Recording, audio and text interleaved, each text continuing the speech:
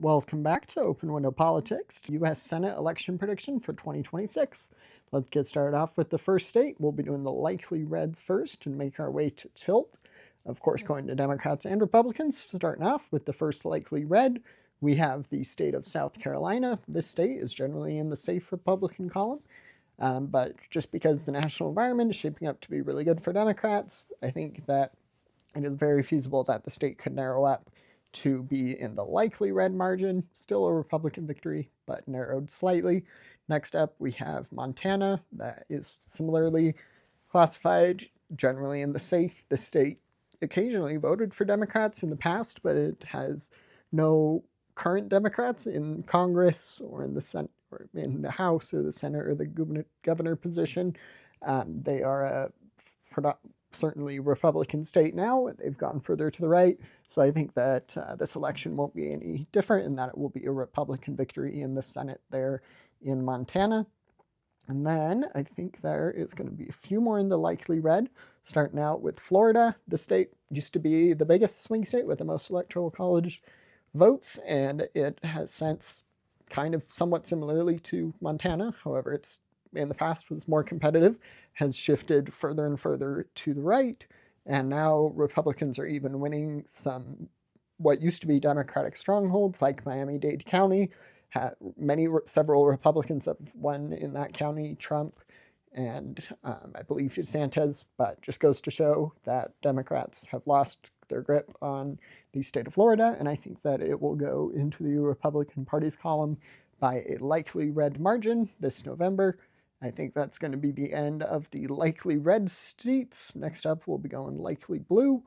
For that, really, there's just the one, that being Minnesota. One more seat for the Democrats, 44 to 46. Now, Republicans need to get at least 4 of the 10 seats left to be called in order to majority in the Senate. Democrats need to get 7, so it's going to be an uphill battle for Democrats. We'll see if it's possible. But we're going to head over now to the lean Republicans. Nebraska. I'm going to put Nebraska into the lean Republican column. Generally, the state is in the safe, so the fact that Dan Osborne is narrowing it up from what is generally a safe state to being in the lean region is a very impressive feat. He's actually not a Democrat, he's an independent, and I think that he will make the race quite a bit closer than it would have been if there was a Democrat running for this position. I think there might have been, but if I remember correctly, they dropped out and endorsed the independent, Dan Osborne. So the fact that he can narrow this state up from what is generally safe red to lean red is a very impressive feat. So that's going to be the state of Nebraska.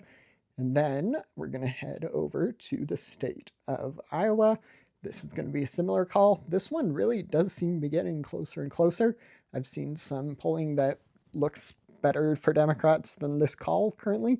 But I am a little apprehensive about it. There was some polling in Iowa and in quite a few other states in 2024. Ultimately, I did predict the 2024 election correctly, but there was a poll that had Iowa, if I remember correctly, had Harris up by 3, and it was very, very far off and ended up actually going to Trump by a fairly considerable margin. I think it was likely red. But that is going to be part of my apprehension about why I don't think Democrats are well positioned in Iowa. I think they are enough to bring it from what is generally likely to lean, but that's definitely not a victory, just a closer margin. The rest of these will be in the either tilt blue or lean blue or lean red. Starting out with lean blue, the one I feel the most confident in calling, that being the state of New Hampshire. Going to put that in the Democratic Party's territory. One more seat for them. Next up, we have Georgia. Interestingly enough, Georgia is quite a bit more competitive than New Hampshire. However, both of these races are shaping up to be really good elections for Democrats. Democrats are defending territory in these 2 seats. They have the Senate seat. Well, they have both Senate seats in New Hampshire as well as both in Georgia. Only one, Jon Ossoff in Georgia, is up for re-election. He has a very strong fundraising game, and I think that he will do well enough to win by a fairly substantial margin.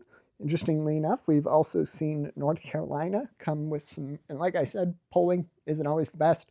The betting markets, I generally tend to trust more. Betting markets agree with me on these 3 calls, on Georgia, North Carolina, and New Hampshire, putting those all in the lean blue column.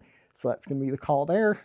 And then we're going to head over, I think that's going to be the end of the lean blue blue and lean red states. I think the rest of these are going to be in the tilt, well, I'm going to go with Maine. There was recently a scandal for the Democratic candidate that came out, so I think that that has the potential to narrow things up. I'm not certain how that'll impact the race. I still think that it'll be a Democratic victory. Polling markets, betting markets, and polls both agree on this. So that'll be the call there in Maine. And then the rest of these will be in the tilt column for one party or the other. Starting out with, we'll go with a tilt Republican state, that being the state of Texas. The state is having a more competitive election than is generally the case. James Talerico, if I remember correctly, he is definitely a strong candidate. He performs quite well with moderate swing voters, and that's going to be crucial to winning in the state of Texas for Democrats to have any chance. And then Ken Paxton, the Republican nominee who recently won the primary against John Cornyn, has quite a few scandals that I don't think are going to help him per se in this campaign. At the end of the day, though, I think Texas at the moment is definitely a lean Republican state.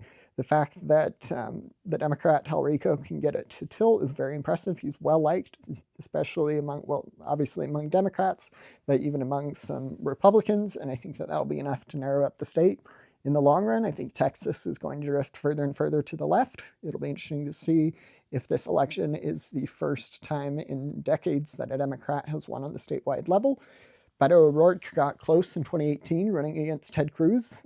Ted Cruz isn't up for re-election, the other Senate seat, but I do think that it remains a possibility that Democrats could win if things continue to go well. The betting markets have this at about a 43 or like 45% chance for Talerico to win, so definitely the underdog. And I think the most likely at the moment is that the state remains Republican, but that's going to be the call there in Texas. And then we're going to do some tilt blue states. For the first tilt blue, the one I feel slightly confident in calling, these states are all going to be toss-ups, and they really could go one way or the other.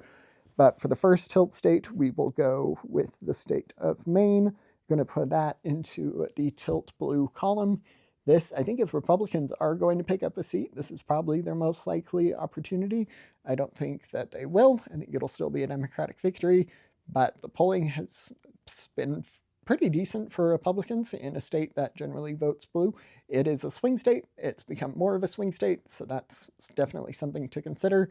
But for Michigan, I'm going to put that into the column there, 49 to 49. So Democrats need to win both of these seats. The one I feel more confident in calling, interestingly enough, is actually going to be Alaska. Mary Peltola, very strong nominee. I think she will do well. Now it's shaping up to be a good election year for Democrats. National environment is certainly in their favor, and I think that will be enough for her to win the Alaska Senate race there, which ultimately leaves Ohio as the state that will determine the Senate majority. I've gone back and forth on this state. I've seen some polling in the betting markets. I've tried to compile those. At the moment, the betting markets agree with my prediction, and I think I'm going to switch this one from tilt red. I think I had it at tilt red in my last prediction, switch it to.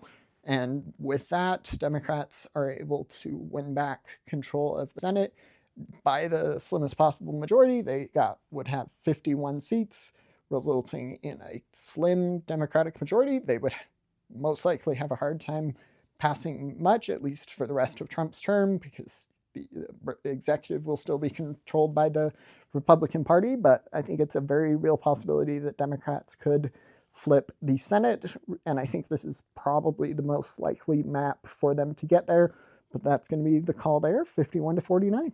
Don't forget to like and subscribe. Thanks. Bye.